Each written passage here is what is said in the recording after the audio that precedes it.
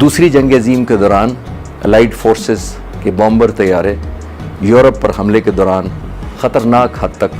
دشمن کی زمینی فائرنگ کا نشانہ بننے کی وجہ سے بڑی تعداد میں تباہ ہو رہے تھے، اور اس جنگ میں شریک ہونے والے پائلٹ اکثر اپنے مشن کو کوائن ٹاس سے تشبیہ دیتے تھے، یعنی واپس زندہ آنے کے امکانات 50-50۔ اس جنگ کے دوران ایک ایئرمین کی ڈیوٹی کا سائیکل 25 مشن کا مقرر کیا گیا تھا اور بعد میں اسے بڑھا کر 30 مشن کا کر دیا گیا۔ ایک اندازے کے مطابق اوسطاً 4 میں سے صرف ایک ایئرمین زندہ بچتا جو اپنا ڈیوٹی سائیکل مکمل کر پاتا۔ یوں کامیابی بہت خوفناک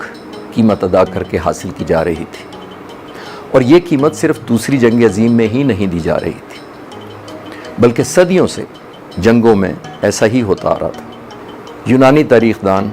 ہیروڈوٹس اپنی کتاب ہسٹریز میں لکھتا ہے کہ سال 560 BC میں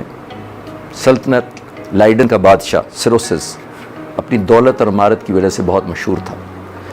لیکن 14 سال کی حکومت کے بعد اس نے پرشین بادشاہ کے سامنے ہتھیار ڈالتے وقت جنگ کے بارے میں یہ کہا، کوئی بھی اتنا بے وقوف نہیں ہوتا کہ جنگ کو امن پر فوقیت دے، کیونکہ دوران امن بیٹے اپنے باپ کو دفناتے ہیں، جبکہ جنگ میں باپ اپنے بیٹوں کو۔ دوسری جنگ عظیم کے دوران اوسطاً ہر 100 ایئرمین میں سے 45 اپنی جان سے ہاتھ دھو بیٹھتے، 6 شدید زخمی، 8 جنگی قیدی بنا لیے جاتے اور صرف 41 ایئرمین زندہ بچتے، کم از کم جسمانی طور پر اگر ذہنی طور پر نہیں تو۔ ان لوگوں میں سے جو جنگ کے آغاز میں جنگ میں شامل ہوتے تو جنگ کے اختتام پر ان میں سے صرف 10% زندہ بچتے۔